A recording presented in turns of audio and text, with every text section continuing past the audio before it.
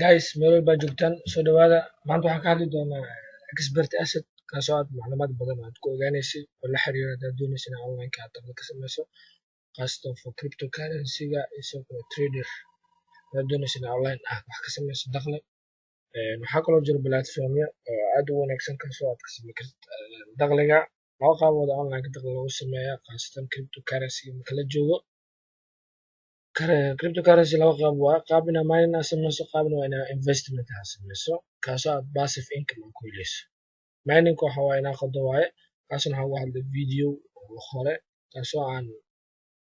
channelkii aad ka heli doontid aad macluumaad badan aad ka ogaanayso isagana waxaa qaybta labaad waxa waaye inaad maalgashato investment aad samayso investment kuu suurad gelinaya marka inaad passive income ama dakhli joogto ah aad ka hesho kambaniyada qaar sameeya miningka qoda maadaama qoditaanka ay u baahan tahay aalad oo expensive qarashaad fara badan laakiin the best way kan kugu wanaagsan aad ku maalgashan karto waxa waaye expert asset kaasoo kugu suurad gelinayo waxa lacagta markaas aad maalgashatay in qaab oo USD oo dollar ahaan aad u helayso akoonka ay kusoo dhacayso haddaan videona waxa uga hadli doonaa ilaa iyo 4 qaybood qaybta koowaad waxa waaye hordhaca waxaan ka bixin doonaa oo little ah expert asset qaybta labaad waxa waaye sidee laisku register gareeyaa laisku diiwaan gelinaa sidoo kale qaabkee loo sign up gareeyaa hadaad doonayso inaad gudaha u gasho aad u aragto macluumaadkaada iyo akoonkaaga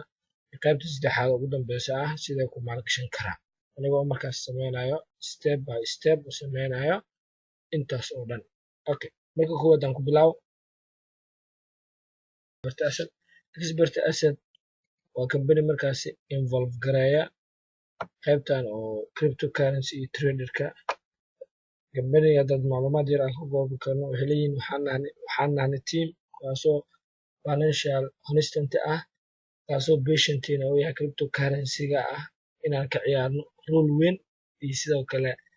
qarniga 21aad maadaama ay potential ama awood ay u leedahay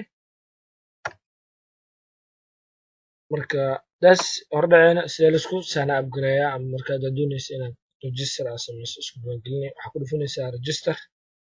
baa ku dhufta kadib waxaa kusoo bixi doona platformka waxaa geli doontaa qaybtan requirement waxa laga doonaya inaad maalgashato waaye oo register aad sign up gareyso waxaad gelinaysaa company name waa ka boodi kartaa hadaad aad company aan lahayn waad ka boodi kartaa meeshaas qaybtan kale waxa waaye register of companygaasi telephone numberkiisa ama haddii uu si register gareeyo register numberkiisa labadaas waa laga boodaa qaybta kugu muhiimsan qaybtan waaye waa automatic uu qaadanayo haddii labadaas waa ka boodi kartaa laakiin meesha ugu muhiimsan waxa waaye full nameka aad gelinaysa magacaaga saddexan emailkaaga sidoo kale passwordka markaas aad ku sign up gareynaysa oo cusub aad samaysan kartaa mar labaad asiga ku celinaysaa qaybtan kalena waxa waaye wadanka markaas adiga aad ku nooshahay markaas sidoo kale waxa waaye mar haddaan buuxiyo qaybahan waxaan geli doonaa qaybtan maxamed cali xaaji oo kale iska dheh emailka waxaan leenahay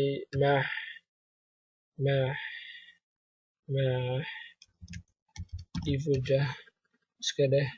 2018 @gmail.com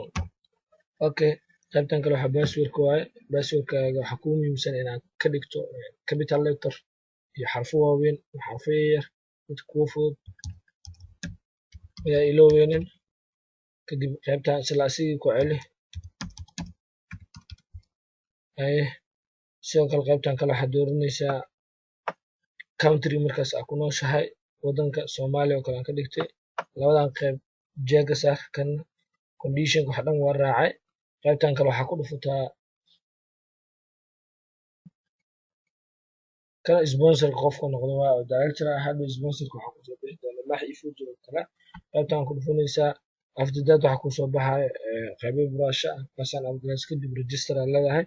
register markaa dhahdo kadib waxaa kusoo bixi doona qaybtan oo emailka waxaa lagu soo diri doonaa verification emailka waxaa lagu dira linkiga hal mar ku dhufanaysaa kadib waxaa awood u leedahay inaad gasho qaybtan waxaad gelinaysaa marka emailkii iyo passwordkaaga sana abaad leedahay. qaybtan xigta waxa waaye hadaad doonaysa inaad lacag markaas aad maalgashato dashboardkaaga qaabkaana noqon doonaa. hadda aniga dakhliga igu jiro maalin walbana faa'iidaan ka helaa. dashboardka wuxuu ku noqon doonaa qaybtan waxa waaye profit welitka markaad lacagta aad maalgashato. lacagta ugu yarada maalgashan kara waxa waaye $100 waaye. $100 aa ugu yar waxaan helaysaa 1% maalintiiba $1 helaysaa. marmar maalintiiba $1 heli doontaa. qaybtan waxaa soo gelaysa mining haddii aad markaas lagu qodayo cryptocurrency waxa ugu yar 250. qaybtan waxa waaye waxaa la dhahaa cash walletka ama wallet transfer cash walletka oo qaybtaas waxaa loogu talagalay wixii markaasi profitka inta aad ka heshay ayaa toos inta u imaanaya. qaybtan hoosena waxa waaye lacagta markaas aad maalgashatay guud ahaan aad helayso. qaybtan waxa waaye inta jeer withdrawal aad samaysay withdrawalku diyaar u yahay. qaybtan waxa waaye lacagta markaad maalgashato oo meesha ay kusoo dhacayso waaye intaas waaye. hadaad doonayso marka inaad lacag dhigto waxaa leedahay add ku dhufo kadib automatic waxa kusoo baxaya userkaaga emailkaaga geli. okay aan geliyo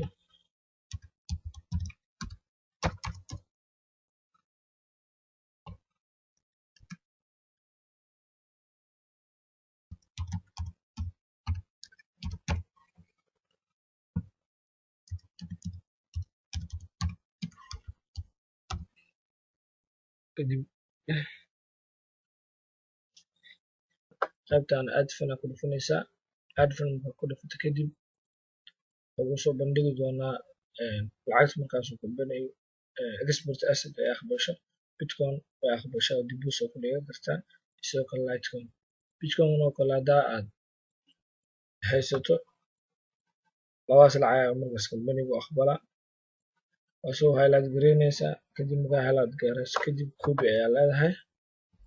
copy markaa dhahdo kadib waxaad samayn doontaa inaad tagto walletkaaga aad tagto haddii aad leedahay Coinsbase. haddaanan Coinsbase account aan ku lahayn please linkiga hoose ayuu yaalaa. kadib account ka sameyso soo iibso qaar ka mid ah bitcoin inta markaas aad doonaysa inaad maalgashato kadib ayaad deposit ku samayn kartaa. waxayna kugu soo dhici doontaa qaybtii gadaal aan ka hadalnay oo ah qaybtii depositka ah. qaybtan kale waxaa loo yaqaanaa haddii aad dhiganayso waa litecoin iyadana intaanaad highlight gareysanaysaa kadib copy ayaa leedahay.